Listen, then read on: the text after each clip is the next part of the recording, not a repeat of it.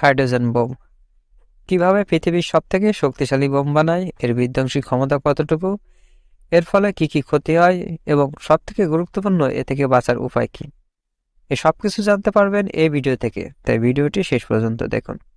Hydrogen bomb বানাতে একটি cylinder নাও, তার মাঝে কাঁচামাল রাখো, দেন আগুন ধরায় দাও।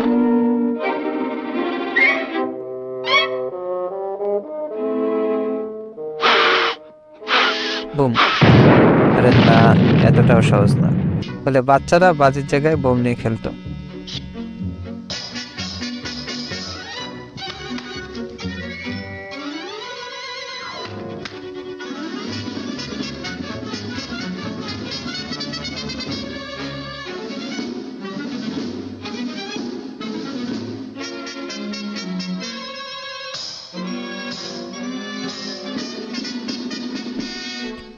তবে হ্যাঁ, কাঁচামাল তো অবশ্যই লাগবে।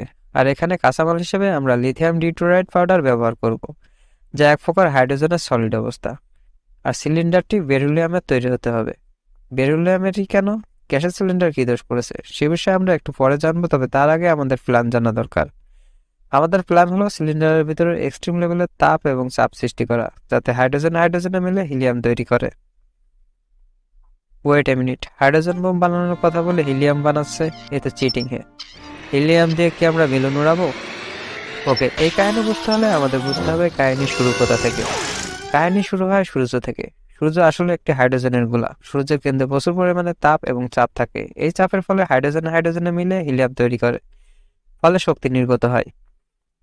আমাদের প্ল্যান সূর্যের মতো সেম সিলিন্ডারের ভিতরে তাপ ও চাপ তৈরি করা।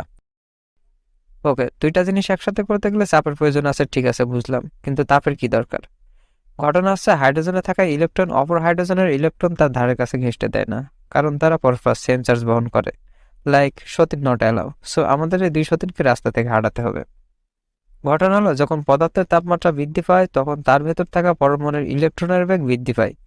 বেগ বৃদ্ধি পাওয়ার কারণে ইলেকট্রনের সেন্ট্রিফিউগাল ফোর্স বৃদ্ধি পায়, ফলে তার অরবিটাল কক্ষপথ বৃদ্ধি পায় এবং ইলেকট্রন তার নিউক্লিয়াস থেকে দূরে সরে যেতে থাকে। আর একটা সময় ইলেকট্রন মুক্তভাবে ঘুরতে থাকে, আর এই অবস্থাকে বলা হয় প্লাজমা। তখন দুইটি নিউক্লিয়াস একসাথে হওয়ার পথে আর কোনো বাধা থাকে না এবং তারা একসাথে হয়ে যায়, আর এ থেকে প্রচুর এনার্জি রিলিজ হয়। এজন্যই আমাদের তাপের প্রয়োজন। আরে এই তাপের কাজ না। তাহলে কতটুকু তাপ লাগবে? প্রায় 10 কোটি ডিগ্রি সেলসিয়াস। হ্যাঁ, 10 কোটি ডিগ্রি সেলসিয়াস। তো এত তাপ আমরা কিভাবে পাবো? এই তাপ পেতে আমরা অ্যাটম বোমের সাহায্য নেব। রাইট। হাইড্রোজেন বোমা বানাতে হলে আগে আপনাকে অ্যাটম বোমা বানাতে জানতে হবে। যদি জেনে থাকেন তাহলে ঠিক আছে, আর যদি না জেনে থাকেন তাহলে ভিডিওটি এখানে পজ করে ডিসক্রিপশনে দেওয়া লিঙ্ক থেকে অথবা আই বাটন থেকে কিভাবে অ্যাটম বোমা বানাতে হয় ভিডিওটি দেখে আসুন। তো ধরে নিলাম আপনি এখন অ্যাটম বোমা বানাতে জানেন, তো দেরি আর কিসের, রাখেন বোমা এখানে আর ফাটিয়ে দিন। 1 মিনিট। বোমা ফাটানোর আগে দুইটা কাজ বাকি আছে। 1 নাম্বার, 2 বোমের মাঝখানে যে ফাঁকা জায়গা আছে এগুলো স্টিরোফোম দ্বারা ভর্তি করে দিন। 2 নাম্বার, লিথিয়াম ডিটোরাইড পাউডারের মাঝখানে একটি প্লুটোনিয়াম সিলিন্ডার রাখুন। ব্যাস, আমাদের হাইড্রোজেন বোম রেডি। এখন অ্যাটম বোমে আগুন লাগান আর ভেঙে পড়ুন। কংগ্রাচুলেশন, আপনি টের পাননি যে আপনি মরে হাওয়ায় মিশে গেছেন, কারণ হাইড্রোজেন বোমে আগুন লাগানোর পরে রকেটে করে এ থেকে বাঁচা সম্ভব না। কেন জানতে হলে আগে জানতে হবে হাইড্রোজেন বোম কিভাবে কাজ করে। অ্যাটম বোম বিস্ফোরিত হওয়ার সাথে সাথে চেইন রিঅ্যাকশন শুরু হয়, আর এ থেকে বিধ্বংসী গামারে নির্গত হয়। যেহেতু বিস্ফোরণের থেকে গামারের বেগ বেশি, তাই সিলিন্ডার বিস্ফোরণ হওয়ার অনেক পূর্বেই গামারের বেরিলিয়ামের গায়ে প্রতিফলিত হয়ে লিথিয়াম ডিটোরিয়ামকে হিট করে, ফলে এতে থাকা কিছু ট্রিটিয়ামে রূপান্তরিত হয়। এটি হাইড্রোজেনের একটি আইসোটোপ, যেখানে একটি অতিরিক্ত নিউট্রন থাকে। এদিকে রেডিয়েশন দ্বারা হিট করার ফলে ক্লোরোফর্ম প্লাজমায় রূপান্তরিত হয়, ফলে সিলিন্ডারের ভিতরে চাপ প্রচণ্ডভাবে বেড়ে যায়। এই চাপের ফলে এই সিলিন্ডারের চাপ বেড়ে যায়। একইভাবে সিলিন্ডারের ভিতরে প্লাজমা তৈরি হয় এবং ভিতরেও চাপ বেড়ে যায়। উভয় চাপে এবং তাপে ডিট্রিয়াম এবং ট্রিটিয়াম মিলে হিলিয়াম তৈরি করে এবং অতিরিক্ত নিউট্রন বাইরে ছুড়ে ফেলে দেয় এবং শক্তি নির্গত করে। এই নিউট্রন প্লুটোনিয়ামে গিয়ে হিট করে এবং প্লুটোনিয়ামে চেইন রিঅ্যাকশন তৈরি করে, ফলে ভেতরেও তাপ এবং চাপ আরও বেড়ে যায় এবং ফিউশনের গতি আরও বেড়ে যায়। আর এ সব কিছু ঘটে মাত্র 600 ন্যানোসেকেন্ডের ভিতর।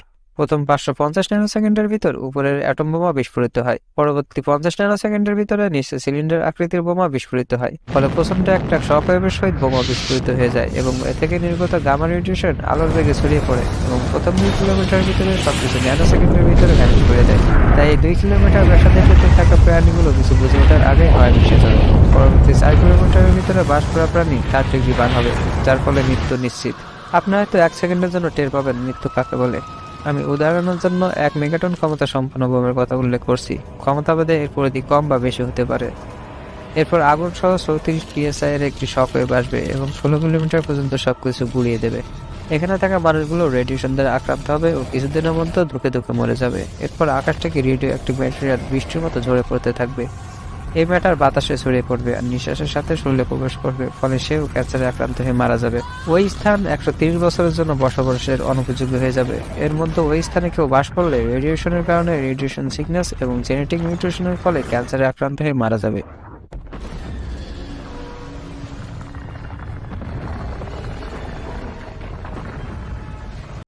এর ক্ষমতা এতই যে 80 কিলোমিটার দূর থেকে মানুষ কিছুক্ষণের জন্য অন্ধ হয়ে যাবে, যেন সে সূর্যের দিকে দেখেছিল। এখন সব থেকে গুরুত্বপূর্ণ প্রশ্ন, এই ডিজাস্টার থেকে বাঁচার উপায় কি? প্রথমত, আপনি যদি ফায়ারবলের বাইরে থাকেন তাহলে একটা সুযোগ পাবেন নিজেকে বাঁচানোর জন্য। কানে আঙুল গুঁজে দিয়ে একটি কংক্রিটের পিছে লুকিয়ে পড়বেন। কারণ প্রথমত রেডিয়েশনের আলোটি যাতে আপনার গায়ে না লাগে, দ্বিতীয়ত শকওয়েভের কারণে যাতে কানের পর্দা ফেটে না যায়। দ্বিতীয় উপায়, আপনি যদি ফায়ারবলের ভিতরে থাকেন কিংবা বোমটি যদি একদম আপনার মাথার উপরে ফাটে তাহলে কি করবেন জানার জন্য বলে রাখি, এমনভাবে সঠিক দক্ষতা পাওয়ার জন্য সবসময় ভূমি থেকে 500 কিংবা 1000 মিটার উপরে ফাটানো হয়।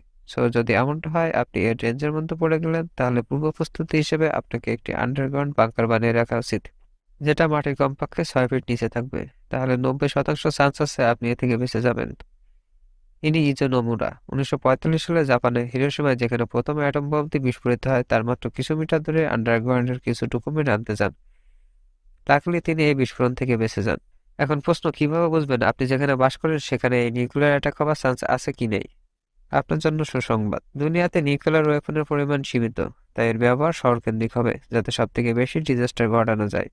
তাই আপনি যদি বড় কোনো শহরে বাস করেন তাহলে বলবো আপনি রেড জোনে আছেন। আর যদি ভাবেন এমনটা আমাদের দেশে হবে না, তাহলে বলবো আপনি জীবন বাজি লাগাচ্ছেন।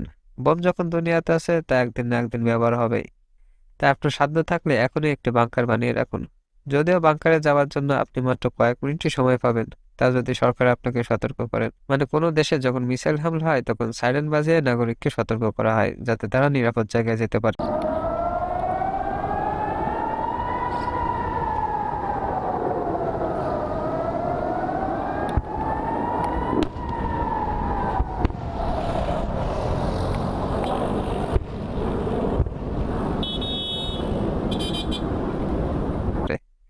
এর জন্য আপনি মাত্র কয়েক মিনিট কিংবা তারও কম সময় পাবেন। ধরেন আপনি যদি কাজের জন্য বাইরে থাকেন। এখন আসি 3 নং পদ্ধতি নিয়ে, এবং সবথেকে কার্যকরী ও সেফ পদ্ধতি। সেটা হলো, যেহেতু অ্যাটাকগুলো শহরকেন্দ্রিক হবে তাই শহর থেকে দূরে গিয়ে বাস করা। শহর থেকে মিনিমাম 50 থেকে 70 কিলোমিটার দূরের স্থান মোটামুটি সেফ ধরা যেতে পারে। এই রেডিয়েশন সম্পর্কে জানতে আই বাটন কিংবা ডিসক্রিপশনে দেওয়া লিঙ্ক থেকে ভিডিওটি দেখতে পারেন। হ্যাঁ, আমার গ্যাসের সিলিন্ডারের কথা মনে আছে। গামারে যে কোনো বস্তু ভেদ করে চলে যায়। কিছু মেটাল ছাড়া, তার মধ্যে বেরিলিয়াম একটা। এটি গামারের ক্ষেত্রে আয়নার মতো কাজ করে তার ডিরেকশন পরিবর্তন করে দেয়। তাই সিলিন্ডার হিসেবে বেরিলিয়ামই ব্যবহার করতে হবে। ভিডিওটি ভালো লাগলে লাইক, কমেন্ট এন্ড শেয়ার করবেন আর সাবস্ক্রাইব করে সাথে থাকুন। ধন্যবাদ।